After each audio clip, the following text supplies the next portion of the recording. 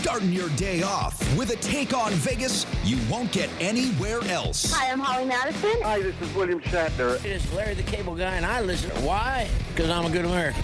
So is he. And if you don't listen to him, you need to pack up and leave this country. This is the Vegas Take with Sharp and Shapiro. Come on, guys! All right, what's up, everybody?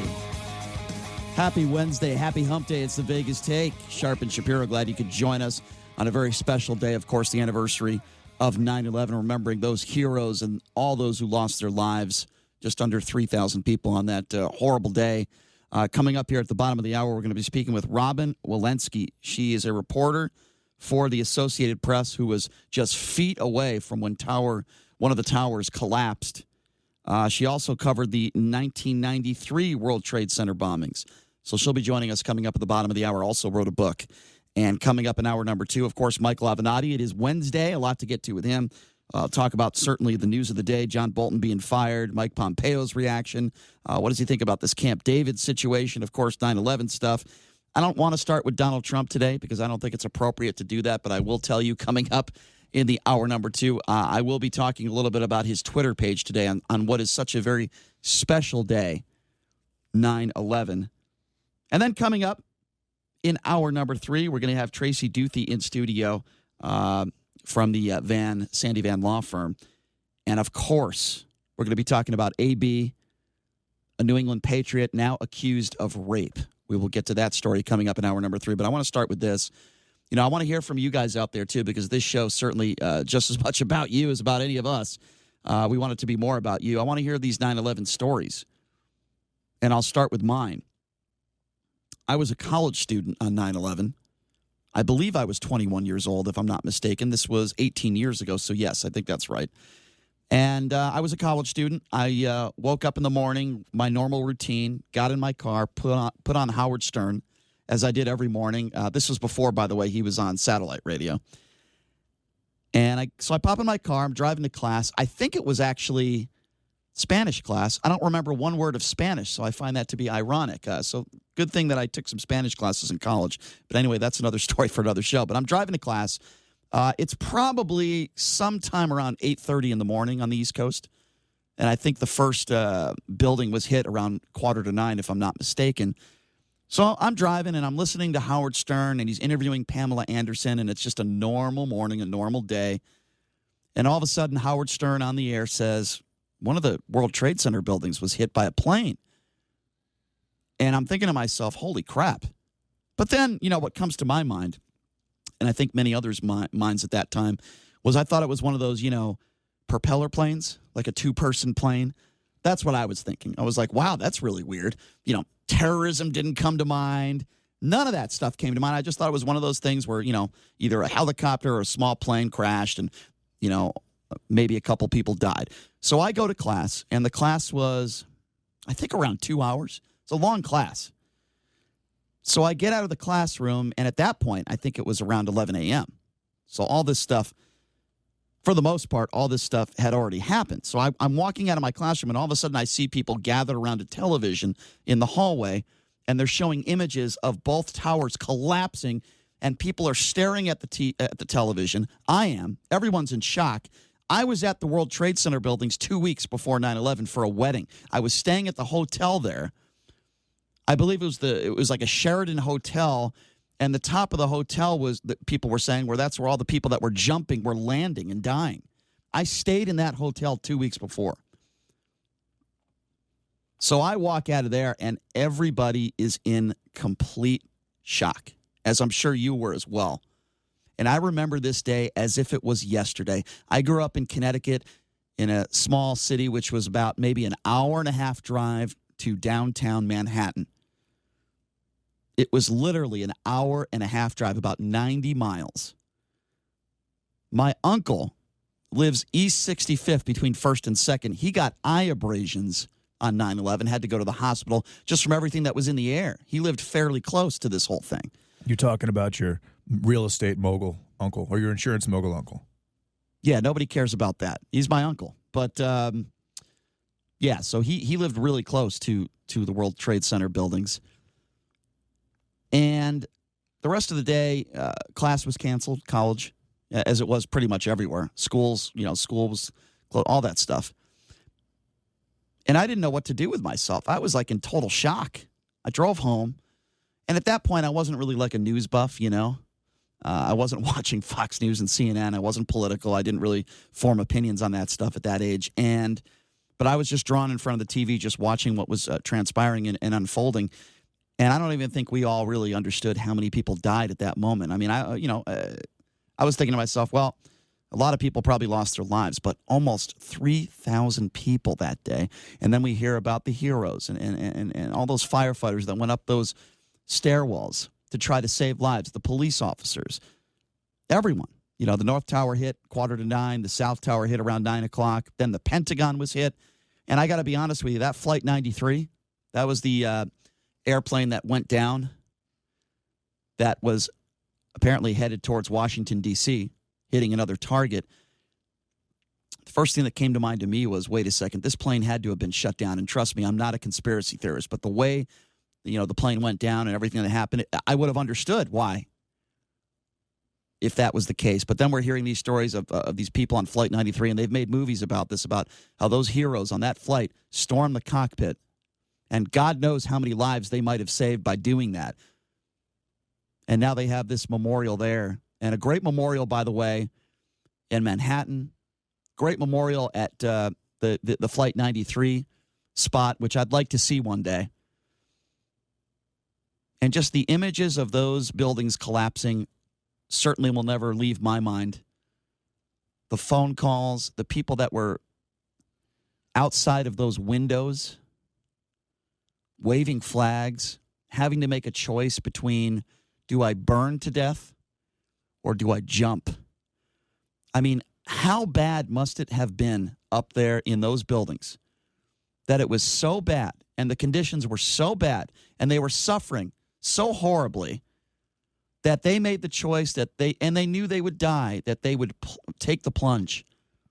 JD, where were you on 9/11, and what do you remember about that day? Well, I grew up in Council Bluffs, Iowa, and I was 15 years old. I'm 33 right now. And I was walking to geometry class I want to say I was a sophomore or a freshman in high school. And I didn't follow politics. I didn't really know what was going on. The biggest thing that I remember before that was the biggest deal was the Columbine shooting and the Bill Clinton impeachment before that. But it was crazy. I don't believe that school was canceled.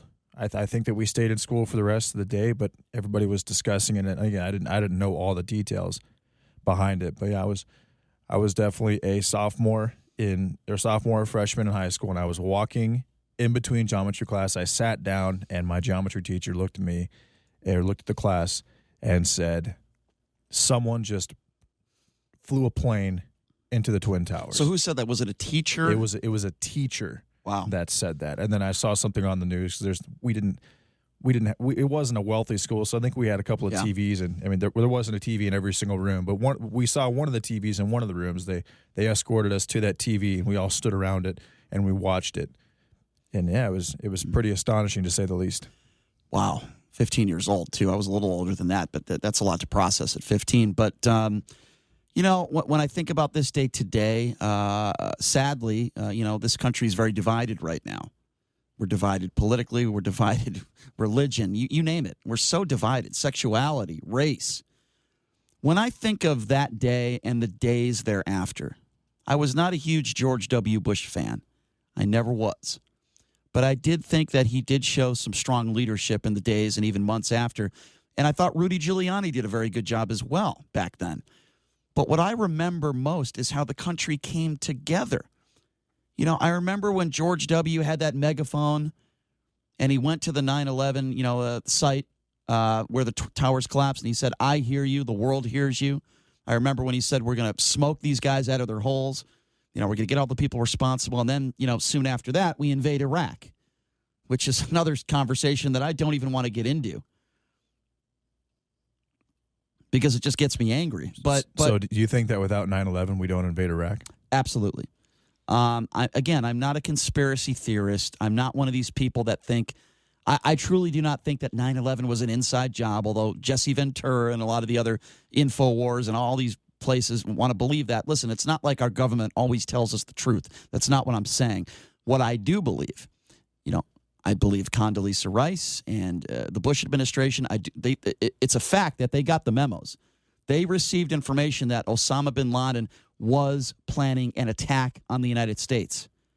And sadly, I don't know if it wasn't taken seriously, but certainly not enough was done. How is it that you get all these terrorists that are able to get on these planes with these little box cutters and orchestrate something like that? It's amazing to me that they were able to pull it off. I guess amazing is not the word. It's horrible. But I'm just surprised that and by the way, Mohammed Atta and several of these terrorists spent time in Las Vegas just days before the shooting. And it's a mystery because nobody knows where they went, except for the fact that, there's a few motels that we know where they stayed at.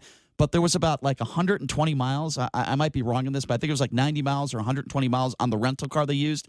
And the FBI never figured out exactly in Las Vegas where they went to. There were rumors that they went to a strip club, they stayed in a hotel, and that they met here and they were financing the attacks and finishing things up. But I want to hear your thoughts. Where were you on 9/11? What do you remember about 9/11? What does 9/11 mean to you to this day, 18 years later? What should we all remember about 9/11? And again, I want to know where you were when this happened. What was going through your mind? I want to hear your stories as you just heard ours. So give us a call now. 257-5396 is the number to call. The GCI Guys hotline. Again, that number, if you want to be a part of the program, is 702-257-5396. I want to know where you were on 9/11 and what does this day personally mean to you. Again, that number to call, 257-5396. Let's start off with Ron. Ron, where were you on 9/11?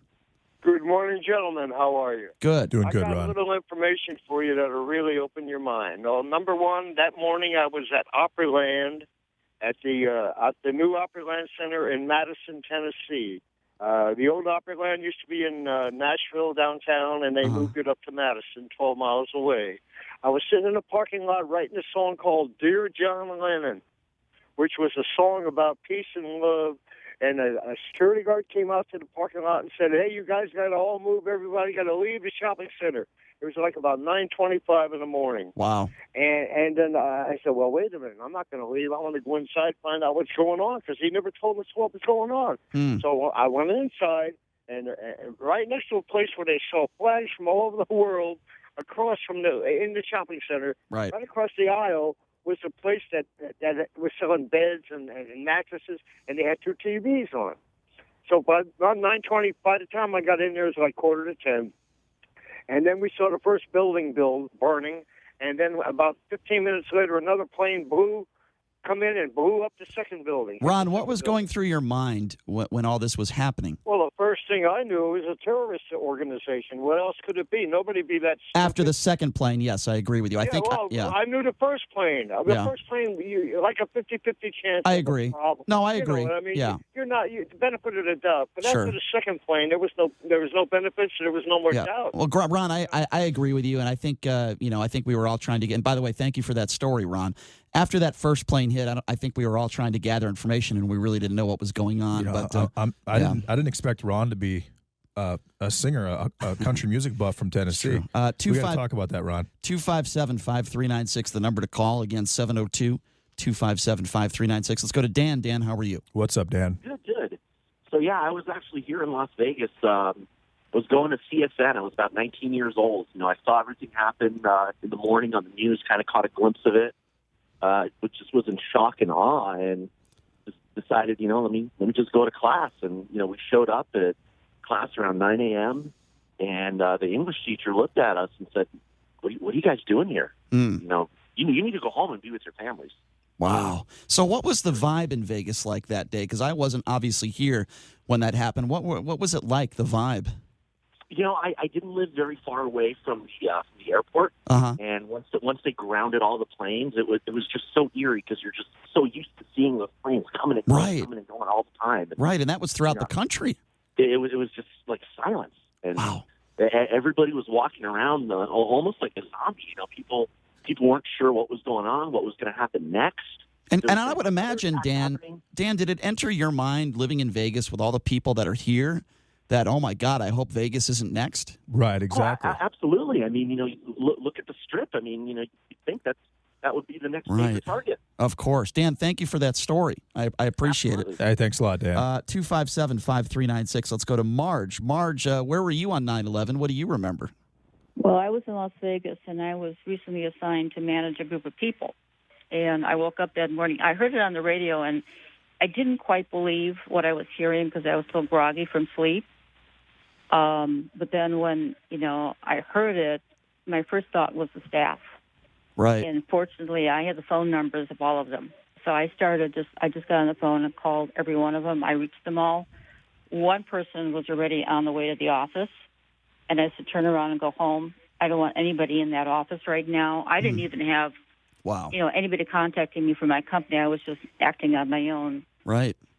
Thoughts, etc. But later on, number one, I finally went to the office probably more closer to noon, and it was very eerie because there was nobody on the streets in Las Vegas. Mm-hmm. There was a lot of talk about the stratosphere and that would be a potential target. Sure, yeah. Subsequently, my offices were close to where Paradise and Flamingo are, and I learned that group actually was at a Starbucks planning the whole thing, a few weeks before that. Oh, wow. And they were having one last fling, basically, in Las Vegas.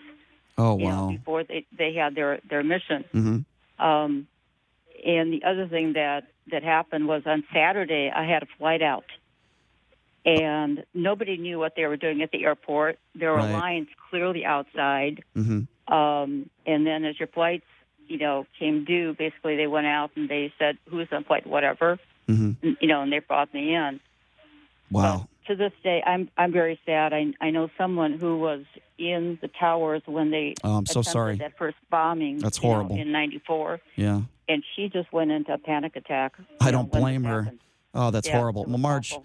Marge, thank you so much for sharing that story with us. I'm sorry about your friend. That's horrible. Thank you, Marge. Good to hear from you. 257-5396. We want to know where you were on 9/11. Let's go to Stephen. Stephen, where were you on 9/11? What can you share with us? Hey, Stephen. I was asleep when the first tower collapsed, or however it came down. Right. I was in a condominium with a friend of mine from New York, and he said, "Turn on the TV." So it's kind of my start of it. I believe it's a test. This is the 18th year that we failed the first 17 years, and now we go to the 18th. In fact, he'd be an excellent guest. Richard Gage is his name. Yep. He's the architects and engineers for 9/11 Truth. Yeah. There's over 3,000 architects and engineers that want a real investigation. Right.